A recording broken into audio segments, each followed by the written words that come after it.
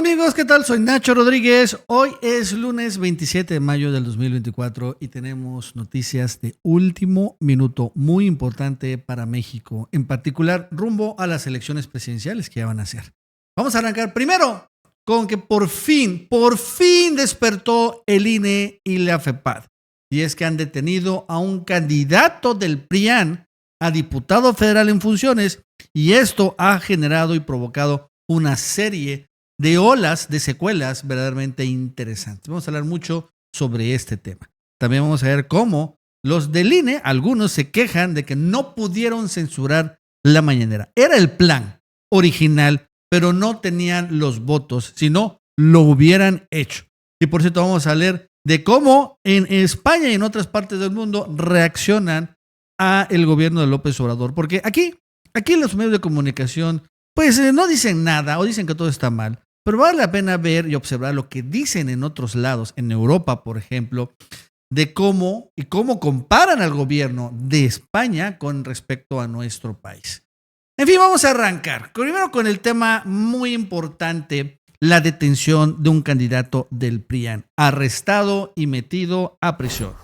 Y es que el fin de semana se reporta esta detención de Sergio Estrada Cajigal, exgobernador de Morelos, es detenido y llevado a Quintana Roo. Pero lo más interesante es que no es un exgobernador, no. Era un candidato a diputado federal del PRIAN. Así es, otro pillo y delincuente estaba buscando el fuero por parte del PRIAN. Y después dicen que Morena es un partido de delincuentes. O sea, el PRIAN les quiere dar fuera a sus delincuentes. Bueno, este candidato federal buscó el amparo, pero se le fue negado y lo detuvieron allá en Morelos y lo trasladaron a Quintana Roo. Ahora, lo interesante es que antes que lo detuvieran, el propio Sergio Estrada Cajigal subió este video. Vamos a escucharlo. Que afuera de mi casa hay policías ministeriales del estado de Quintana Roo y del estado de Morelos, pues dándome a conocer una orden de presentación ante las autoridades de Quintana Roo. Quiero decirles que estoy firme y convencido de que este es un acto que viola mis derechos porque evidentemente se me dictó una sentencia de resguardo domiciliario a prisión preventiva, acusado de unas lesiones que niego categóricamente haber inferido yo a la mujer que me denuncia por violencia familiar. Quiero que sepan que estoy seguro que esto se trata de una persecución política, que me reconozco inocente de esos hechos de los que se me acusan y que estoy convencido que saldremos adelante y que tarde o temprano se sabrá la verdad. No es posible que se me cambie la medida cautelar de resguardo domiciliar a prisión preventiva solamente porque en una entrevista de radio hice unos comentarios en donde la juez argumentó que con ello la víctima corría peligro. Bueno, pues es interesante, ¿no? Repito, este personaje, vean cómo es el PRIAN. Él ya tenía una prisión preventiva, estaba vinculado a proceso. Después lo hicieron candidato del PRIAN a diputado federal de Morelos. Después, en esta vinculación a proceso, le pusieron el arresto domiciliario y ahora le cambian la medida cautelar y lo mandan a una prisión en Quintana Roo, lo cual es interesante. Ahora, Lucy Mesa, que es la candidata del PRIAN en Morelos, ha tenido muchos problemas con esta situación. En particular, él es, como escuchamos, detenido no por corrupto, por pillo, no, sino por violencia de género. O sea, atacó a su ex esposa. Ese fue el problema. Y eso es lo que tiene una epidemia. Lucy Mesa se ha rodeado de puros violentadores de ese tipo. Es curioso cómo, por ejemplo, hace apenas 2 o 3 semanas trascendió que un coordinador de campaña, un jefe de su campaña, también estaba vinculado a proceso en Oaxaca por el mismo tema. Y bueno, trasciende y yo no sé si fue o no arrestado, pero iba a renunciar, regresó, en fin. Y así hay varios más. Por lo pronto ayer, a pesar de que Lucy Mesa había trajo y le dio la candidatura a Sergio Estrada, incluso era parte de su campaña, ayer se deslindó de Sergio Estrada. No proteja a violentadores, dice. Sí, pero haces campañas con todos ellos. Pero bueno, proteges al más grande violentador. ¿Y quién es el más grande violentador de Morelos? Uriel Carmona, el fiscal, que acuérdense, fue el cómplice principal de este Rautiel después de este crimen de Ariadna horrible. Él fue muy importante, o sea, qué increíble, pero bueno, esa es la calaña de Lucy Mesa, eso es lo que representa. Por esa razón, la verdad es que Lucy Mesa tiene 20 o 30 puntos abajo de Margarita González Arabia, la candidata morena en Morelos. En otro tema, de todos modos, ya unos días de que termine la campaña, la consejera Claudia Zavala, prolenchista, propanista, expresa sus frustraciones de que no pudo cancelar la mañanera. ¿Qué es lo que querían hacer originalmente? Ese era el plan de Lorenzo Córdoba, pero no tuvieron los votos. Y aquí en esta entrevista lo confiesa, ¿no? Para que vean el enorme cinismo. El sistema no les permite influir, ni a favor ni en contra de nadie. Deberían de mantenerse al margen. También ahorita, por ejemplo, no pueden exponer propaganda gubernamental. Y como en esas matutinas hay muchos logros, también le hemos dicho, no se puede ahorita, porque en campaña está prohibido por la Constitución. ¿Quién va a calificar eso? Al final del camino, la Comisión de Quejas solo toma una medida preliminar, cautelar, de para esto no lo hagas, y hemos estado reiterando. El tribunal bajar segmentos de la mañanera. Y el tribunal sí va a decir si hay o no una violación. Y sanciona. Y es que en servidores públicos ahí está la debilidad del sistema. El tribunal no sanciona, el INE no sanciona, sanciona al superior jerárquico.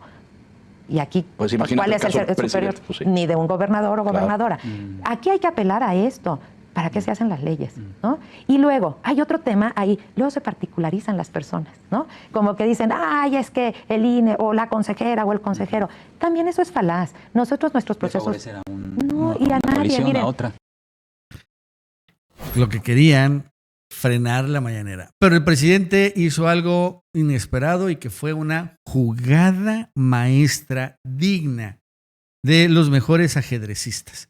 Porque acuérdense que el presidente subía una mañanera, hacía una mañanera, y después se quejaba Xóchitl, se quejaba Marco Cortés, se quejaba Alito, de que como Obrador dijo, no sé, conservadores, no pueden ser conservadores, porque hace referencia al PAN, y entonces le decían, tienes que borrar esto de la mañanera, pero todo esto era un proceso legal, y era importante, el proceso legal, ¿no? O sea, había una denuncia en la comisión de quejas, la comisión de quejas analizaba y decía, efectivamente, esto hace referencia al PAN, la tienes que bajar. Y lo de menos era bajarlo o borrarlo, pero el problema era que quedaba un rastro legal. Pero ¿qué hizo López Obrador? ¿No? Después de que el INE dijo, tienes que hacer la edición en vivo de todo lo que digas. O sea, dijo, ¿cómo se puede hacer la edición en vivo si es en vivo? Entonces decidió hacer algo. Decidió después de que subiera la mañanera, le iba a dejar 24 horas en activo y después borraba la mañanera de su canal. Y entonces esto lo que genera y provoca es que ya no haya precisamente un rastro legal. A pesar de que Obrador puede decir, Xóchitl es una corrupta. Ok, lo dijo, pero bueno, tiene que haber una queja que presenten los partidos. El INE tiene que revisar precisamente la mañanera y decir, efectivamente, aquí hay un problema, pero como ya está borrada, una vez que revise el INE, no tiene materia que revisar porque se borró. Ya hubo una edición previa, por así decirlo, lo que ellos querían, pues ya no hay rastro legal. Una jugada de ajedrez muy importante. Sí, efectivamente, pierde un poco tal de visualización en la mañanera, pero yo que subo muchos videos de YouTube, en un día, en 24 horas, es más que suficiente para obtener el 90% de las visualizaciones potenciales que finalmente va a tener esto. Curiosamente hablando de esto, para que vean que todavía siguen intentando hacer trácalas por donde quieran ver, Ricardo Sheffield, el candidato al Senado por parte de Morena en Guanajuato, publica el siguiente tuit muy preocupante. ¿Qué dice? Me parece un esfuerzo loable por parte de los obispos católicos buscar reducir el abstencionismo mediante la promoción de un voto razonado. Ese esfuerzo por generar conciencia de la importancia de votar, lo respeto y lo comparto como político, como católico practicante. Incluso lo viví como candidato en 2009, 2015, 18, 21 y 24. Habiendo vivido tantas y tan veradas elecciones en las cuales he sido testigo de ese mismo esfuerzo por promover el voto, es hasta los últimos días de la campaña del 2024 que veo por primera vez que los obispos han recurrido a usar mantas, frases e imágenes promocionales como una campaña electoral más. Con esta campaña, eso es lo interesante, entraron en terrenos de lo que nunca habían entrado, donde claramente han cometido errores, deliberados o no, que se interpretan a favor del PAN contribuyendo a la polarización que vive el país, o sea, que están llamando a votar por el PAN. Señaló algunas de las tendencias partidistas que contiene su campaña, como el uso de los colores del PAN en sus mantas, junto a la palabra acción, pidiendo utilizar el rosa del INE, o la frase México Unido, utilizada oficialmente por Xóchitl Gálvez. Se habla de estar dentro de la ley, pero como doctor en Derecho estoy seguro de que se tratan de hechos que deberán analizarse y desahogarse en tribunales competentes. ¿Dónde quedamos los millones de católicos que participamos o que estamos a favor de Morena? Entonces sube algunas fotos.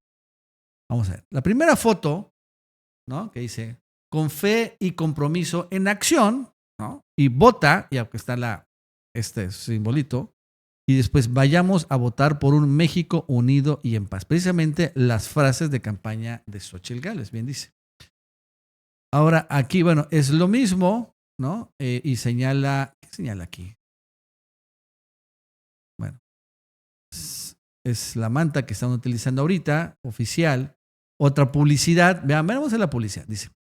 El próximo 2 de junio habrá elecciones federales y locales en México. Vota es un derecho y un deber ciudadano que nos compromete a votar, ir a votar. Ahora, piensa tu voto. Antes de votar, asegúrate de saber bien lo que estás decidiendo. Tu voto es como tu voz, así que úsalos con confianza y sin que nadie te lo quiera quitar. Vota sin miedo y con libertad. Igual, vota sin miedo.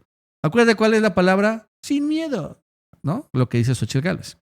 Vota pensando en lo mejor para todos. Busca a los que están comprometidos con México Unido. Queremos un país donde se respeten nuestros derechos, donde haya seguridad y justicia para todos. Bueno, vota así. Puedes exigir. Elige a los candidatos que te representen de verdad y luego recuérdales que cumplen la comprometieron. Bueno, 4.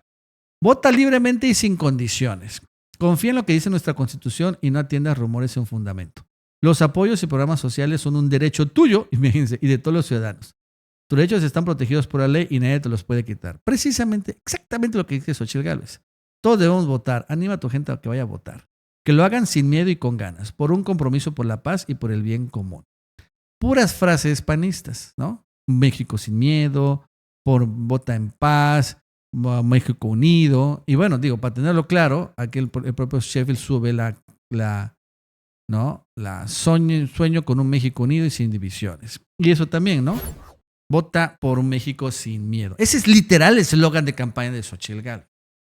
En fin, ahí está. La verdad es que en esta elección, en la Conferencia del Episcopado Mexicano, donde están los obispos, han sido, la verdad es que tremendos, ¿no? Ha habido mucho escándalo, muy, muy obvios, muy evidentes. Ahí el Yunque en Guanajuato está muy fuerte, pero han sido verdaderamente burdos, honestamente, su campaña de promoción electoral a favor del PAN.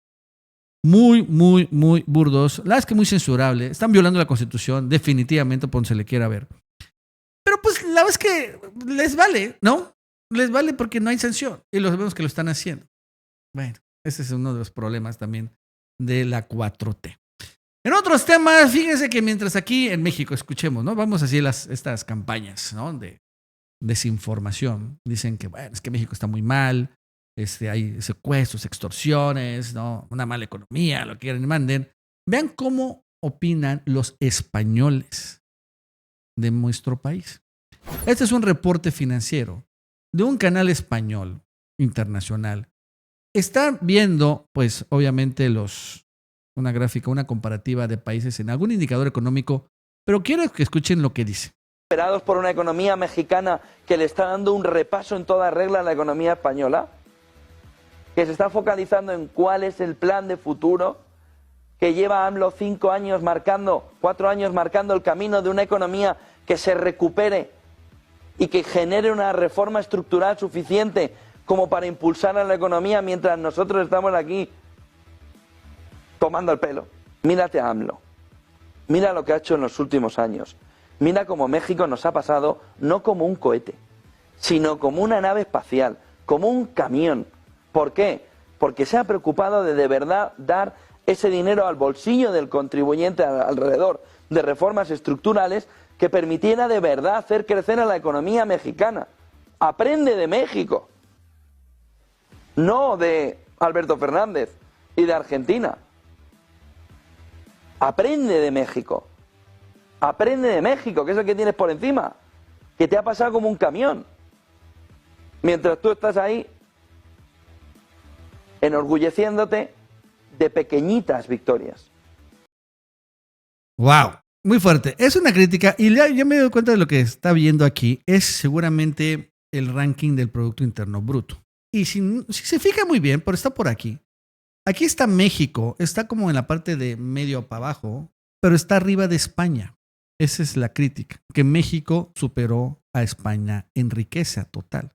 Está abajo de Australia y sigue Hong Kong y sigue Rusia, ¿no? Pero ya superó México a España, a Holanda, a Arabia Saudita en cuanto a riqueza total. De esa se trata la crítica, fíjense.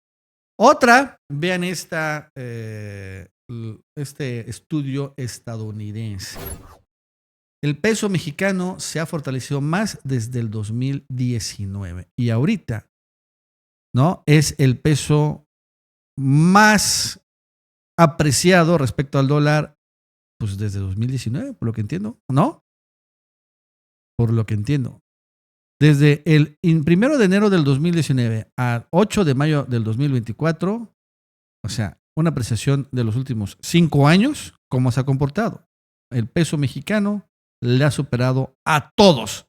Las únicas monedas que se han apreciado respecto al dólar en este periodo del 2019 al 2024 es el peso mexicano, el franco suizo, el dólar de Singapur y el dólar canadiense.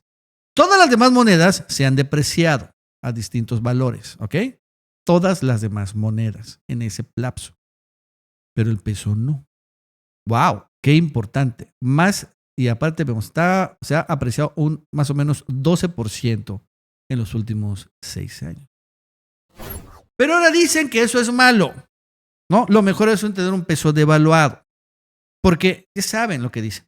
Es que ya las remesas ya no son suficientemente buenas. Ya tienen menos poder adquisitivo. Es cierto, sí tienen razón.